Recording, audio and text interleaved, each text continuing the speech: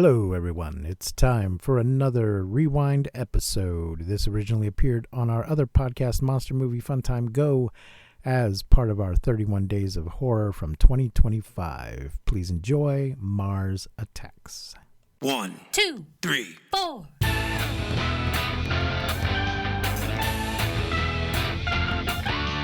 Monster Movie Fun Time Go! Monster Movie! Fun Time Go.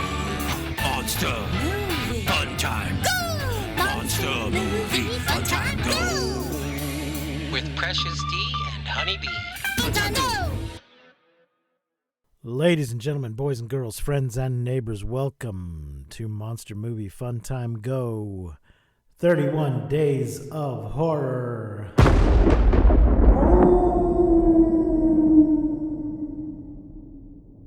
Mars Needs Movies. This season we are talking about movies of alien invasions, incursions, infiltrations, and visitations. And my guests today are Matt and goddammit Travis from the Last Picture Show podcast. That's the current title, isn't it? Final Picture Show podcast. Final Picture Show. Yes, last Okay. podcast. Oh, yeah. Well, that doesn't make any sense. Thank you. Final podcast on the left. I don't know. That was probably already taken as well. No, there's a last podcast on the left. So I thought Oh, I'm could be familiar the with final. those gentlemen. Could be the final podcast on the left. Be very Legal- specific about it. Legally distinct podcast on the left. We aim to be the Italian ripoff of everyone else, which is pretty much what we talk about, by the way. Shameless plug. If you ever want to hear two grown men talk a lot about New Zealand and Australia and Italy movies, specific ones about the end of the world, that's what we do every week. There you go. Yeah. Yeah. Yep. So today we're talking about an invasion movie, Mars Attacks, based on a series of Topps trading cards. Yeah. I think that's got to be no, not unique. Garbage Pail Garbage Pail Kids. There's also I guess- like Battleship.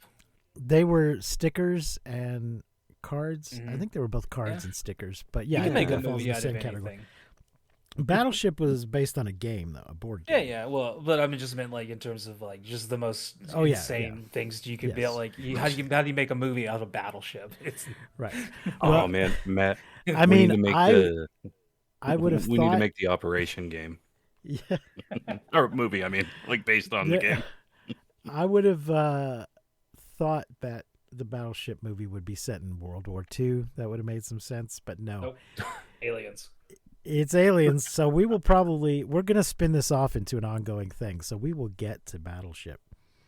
Though I will Nice. say it's a terrible movie, but the one thing I did like, the aliens fire these sort of bomb grenade looking things, and they're cylinders with like a smaller cylinder sticking out of them, and I was like, well, that's a weird design, and then I realized they're the pegs from the Yep. game.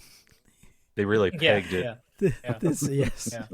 They had to find a way to incorporate it somehow. Yeah, so I thought that was just hilarious that somebody involved in this production was like, God damn it, we got to tie it to this game somehow. You know, I think there may have sometimes- also been a slight element of not exactly knowing where the other ship was, which of course is the main element of the game. Oh yeah.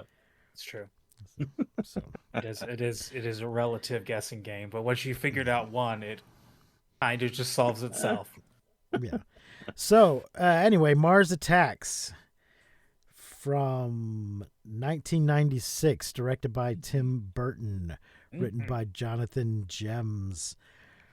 106 minutes in color in English. Budget was somewhere between 80 to 100 million. I think it was 80 to make, 20 to promote. Box office 101.4 million, so not the best turnaround. Huh. No, but It's would become a cult movie. Oh Yeah. yeah. which is cold comfort to the accounting department. Mm-hmm.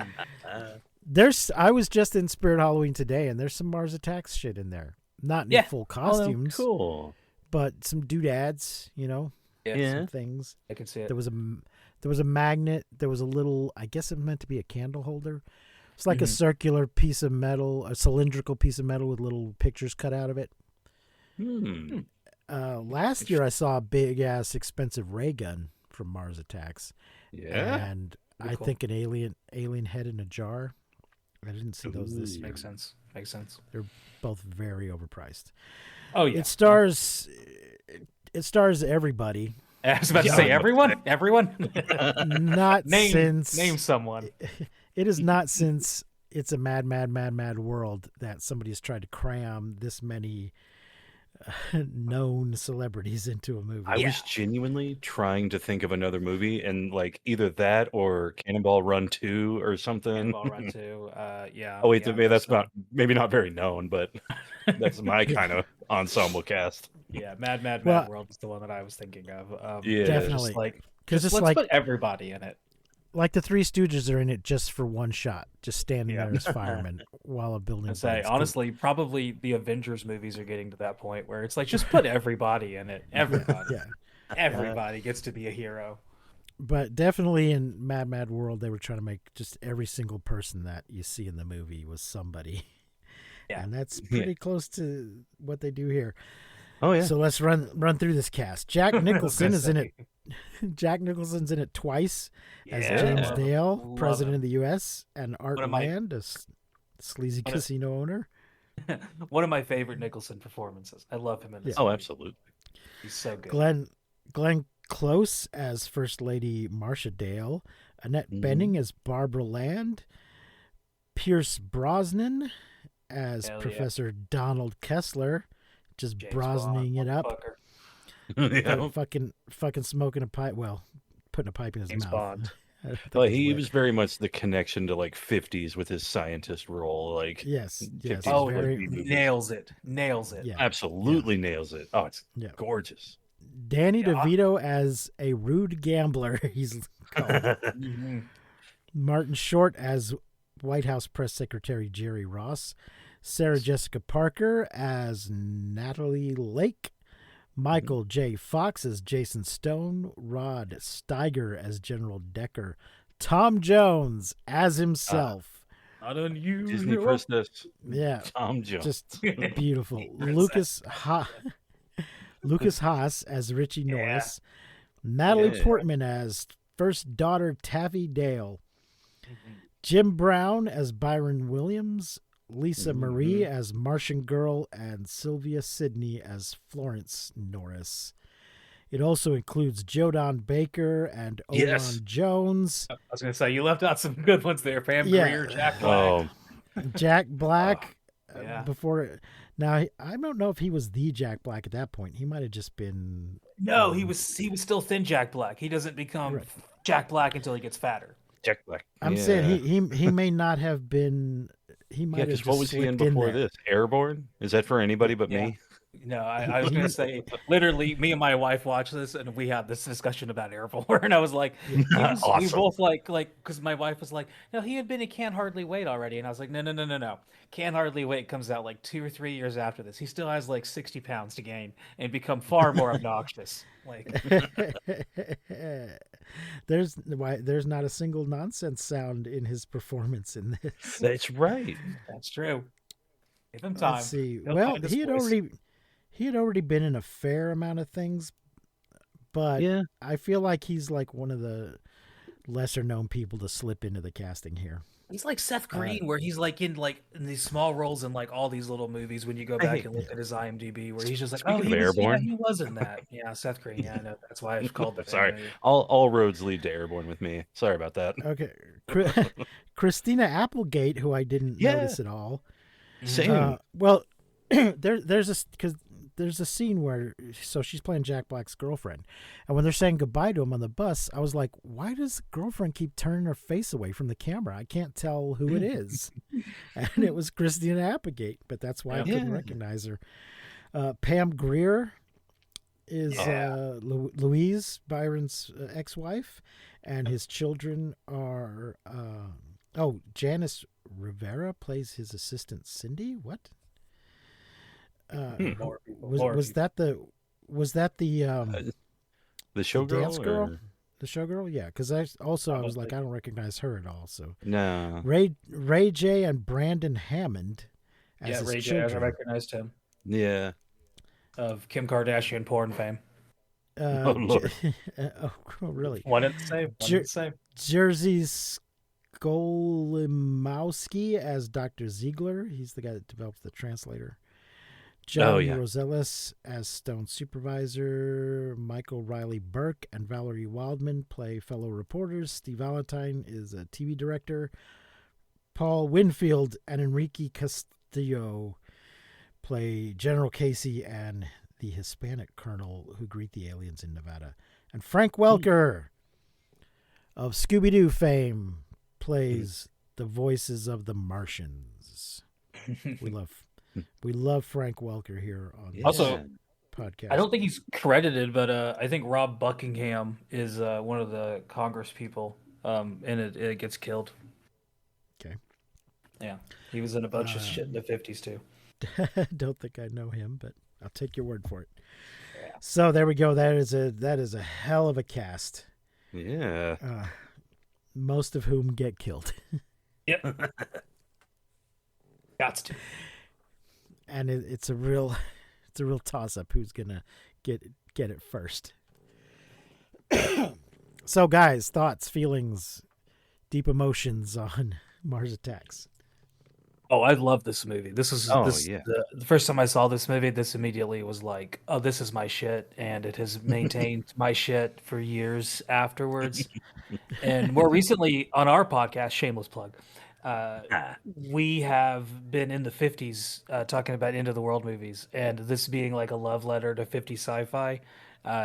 After watching a lot of 50 sci-fi recently, this was like just perfect for me because I was like, oh yeah. I get all the little allusions and little references they're making everywhere, and I was like, yep, love it in even more ways now.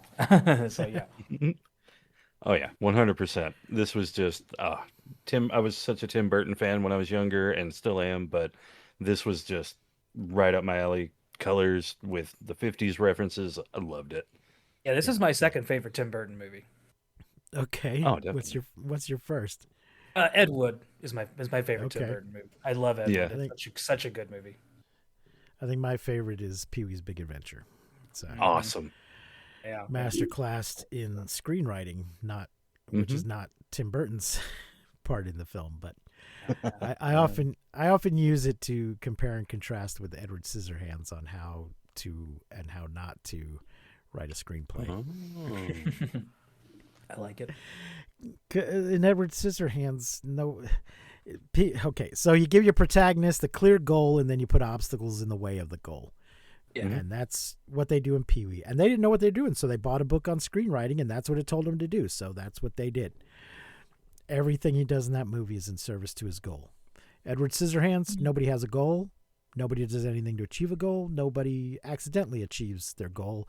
They just all start out vaguely discontented. And by the end of the movie, the only change is that they're aware that they are vaguely discontented. They all go back to their corners.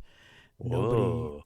Nobody gains anything. Nobody learns anything. Nobody even really loses anything. They just now know that they're discontented. Anthony Michael Hall dies. It's a little. Does he? It's a little. I forgot that. It's a little I forgot goth that part. slice of life. I love Slice of life.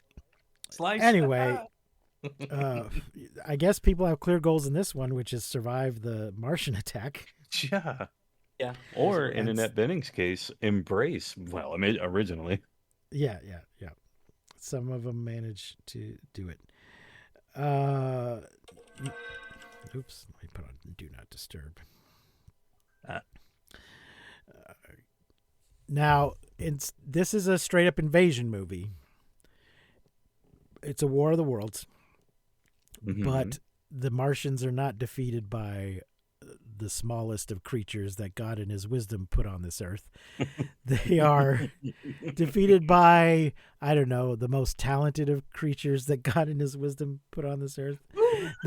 I'm with it. They are defeated by Slim Whitman music, Hell who was on the charts in the UK longer than Elvis or the Beatles. Wow. Slim Whitman, despite his his dubious popularity, was a bit of a joke at this point in time because of he'd been a recording artist for a long time, but sometime in the 80s he got the idea to make his own commercial and sell his albums on television. Oh. So whether or not you were a fan of Slim Whitman, you were very much aware of who he was because of these ubiquitous television commercials. So by the time this movie came out, I think those had kind of gone away, but everybody had a memory of them.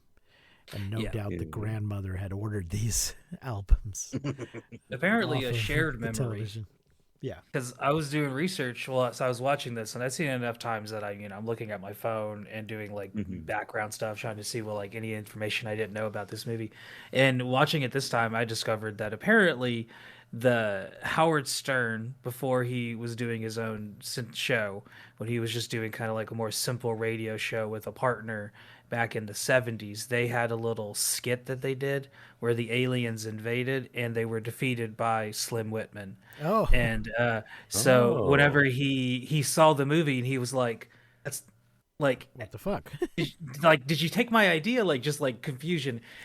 Never sought legal thing or anything like that. But eventually the story ends that Tim Burton was on his show once Howard Stern got more established, and he was like, hey, so we both had this idea, and he was just like, yeah, you should have fucking sued me.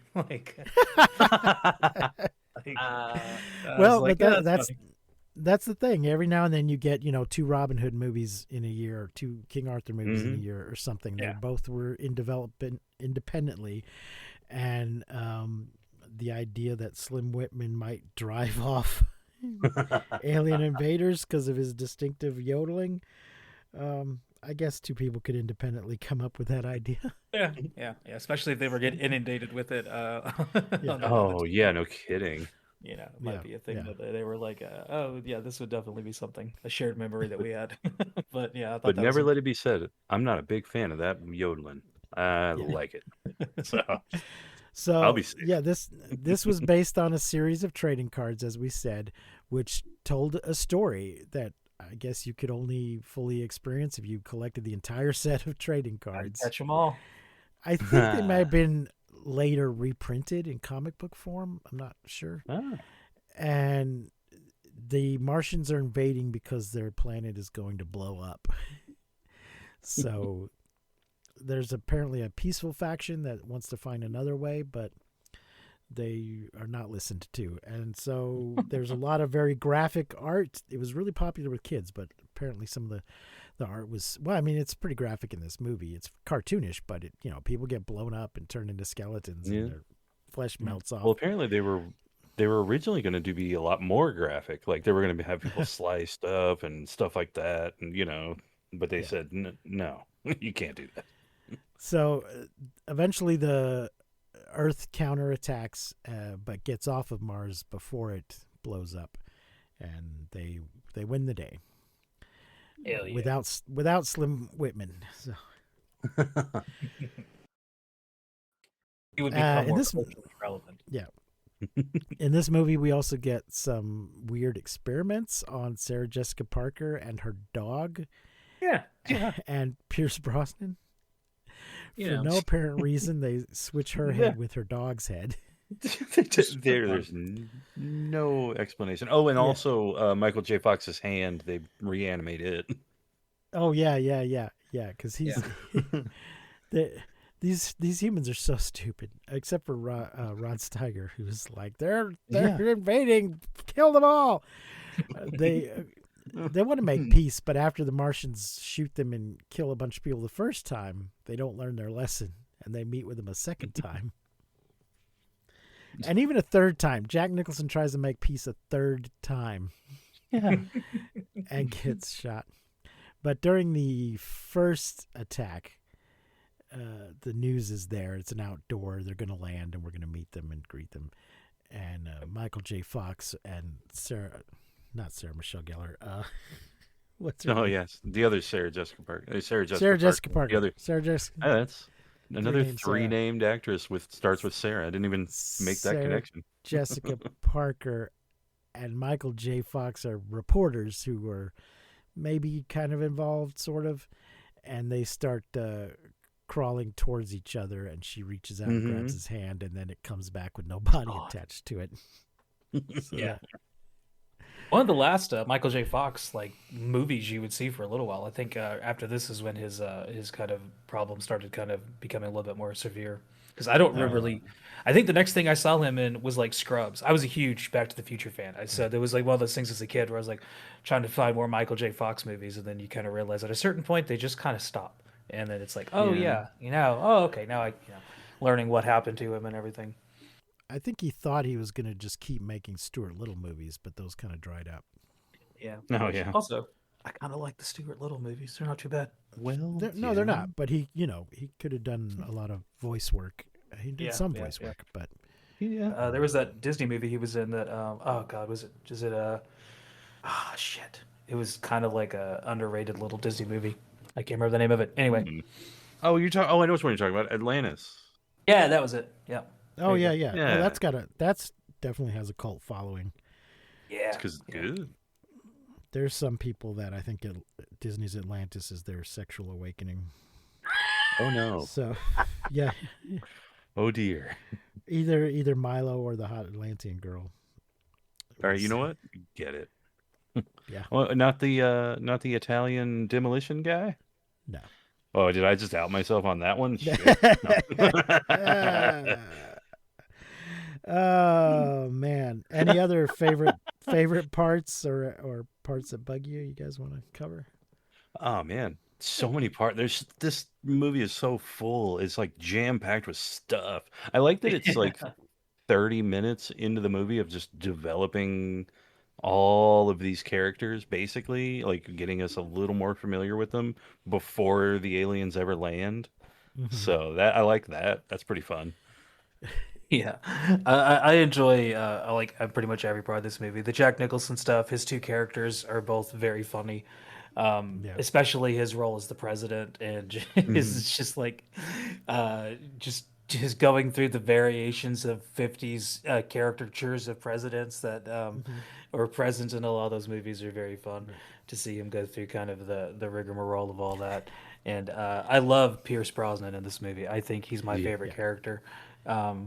He's just he's the best. He's great in everything. Yeah. Yeah. He's Well, I'm just happy to see Joe Don Baker though myself. I'm a huge Joe Don Hey, Baker fan. they were in 2 James Bond movies together. That's right. Joe Don Baker is in a 3rd pre-Brosnan Bond movie. Yep. So See, God, I love Joe Don Baker. you know what? He might be he and Judi Dench could possibly be the only ones that.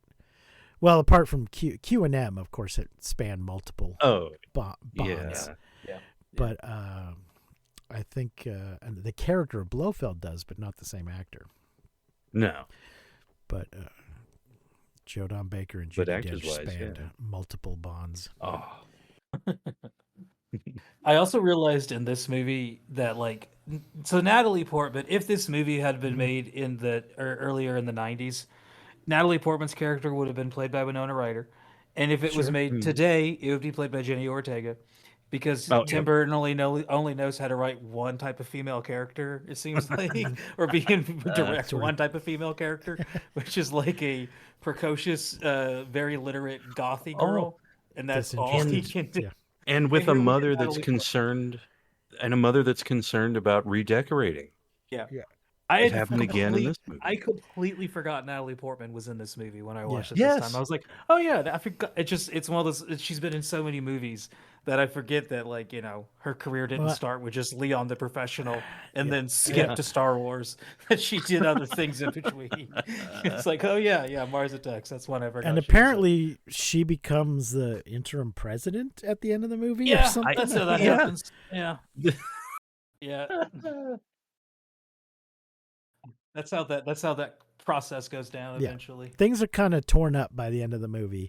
And then Lucas Haas and his grandma discover the Slim Whitman thing and go around town broadcasting it, go to a radio station, and I guess somehow the word spreads because then we see the military doing it and everything. And I think they're playing the radio. Yeah, they just maybe turn on. Yeah, the they just radio. have the radio on, and so everybody's just running around with radios. So Like the somehow kids. it gets back to what's left of the government, who was responsible for this. So at the end, we see Natalie Portman on the steps of the rubble of I guess the Capitol or the White House, one of those, the Capitol, I think. And she and some surviving military guys, and I love this part, a mariachi band playing Yes. the national anthem, which is how it should always be Hell played. yeah. That's It's how it should, how it always should be played. They she's awarding them the Congressional Medal of Honor, which is the highest civilian honor, and I'm like, but Yeah. don't you need Where's a the- Congress to bestow that? No, he is acting king in that moment. I don't know. Apparently. And I know the president themselves puts the Presidential Medal of Honor on a person. I don't know who normally bestows the Congressional Medal of Honor. If It's in the name, congressional. Yeah. I did. That is literally, this is me figuring that out. Yes, I believe Congress actually votes on that, and I assume it would be the majority leader of the Senate that does it, but I don't know that for certain. So somebody But Google they that. were all wiped out. Yeah. Natalie So- Portman left. I wonder if George Lucas saw Natalie Portman here as a leader or whatever, or like a de facto leader, and he's like, yeah, that's going to continue. I'm going to make this a thing. Like, she's going to be the queen of an entire planet. Well, I just tried to Google it, and all I see is the Medal of Honor, which is an Armed Forces decoration. Well, what the fuck? See also. Nope. How about I Google highest civilian honor? And the show comes to a screeching halt. Fill gap here. We also didn't mention fucking Lucas Haas, Leonardo DiCaprio's bestie, who just shows up in a bunch of other Leonardo DiCaprio movies randomly. Inception. J. Edgar. So there's the Presidential Medal of Freedom and the Congressional Gold Medal, which are the highest civilian honors. So Young what is Barron it we've Trump always should heard take of? notes. This is how he becomes president. Everyone goes. Here's your pass. Each medal is custom designed and struck by the U.S. Mint. You don't have to be a citizen to get it. Hell yeah. Doesn't tell me who actually hangs it around your neck, though. All right. You know who else was in this movie that I really like? Brian Who's that? Haley. Who's I he? love Brian Haley. He was the Secret Service guy. Okay.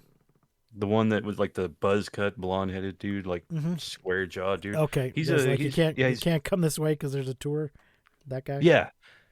He's a comedian. I always really liked his stuff back in the 90s. Yeah, I remember him. Yeah, he was Yeah. good.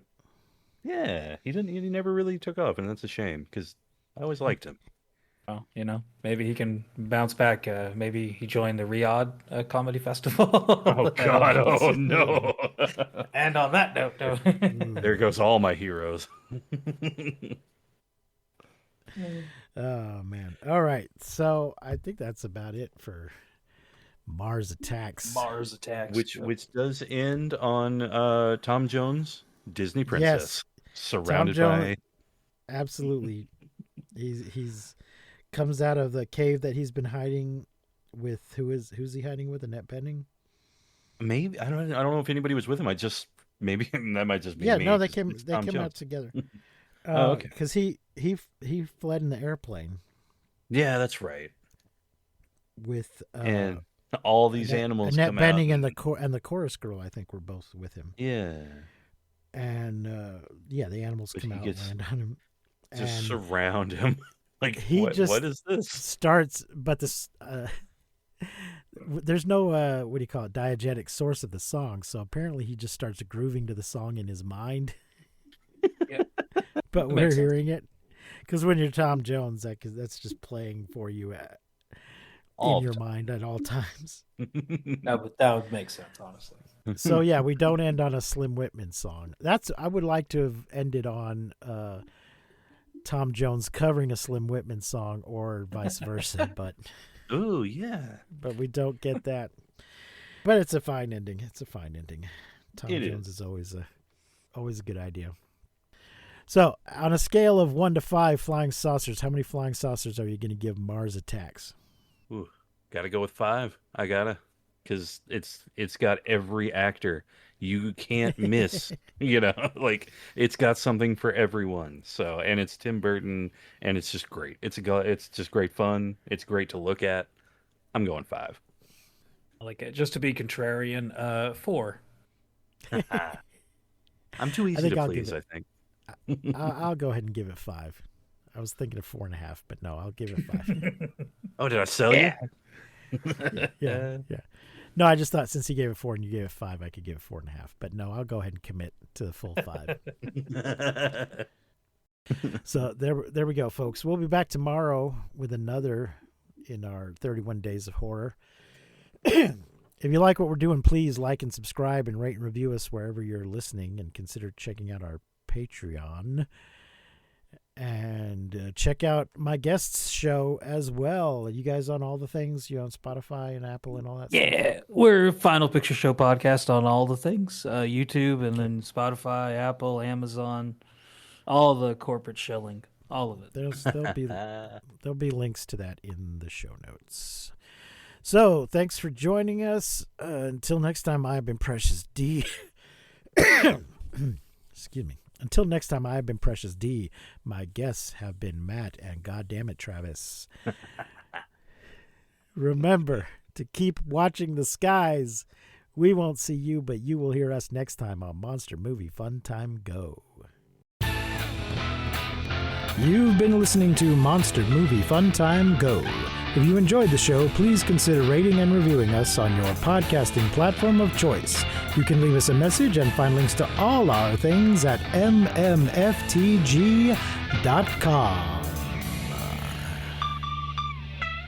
Fun time go!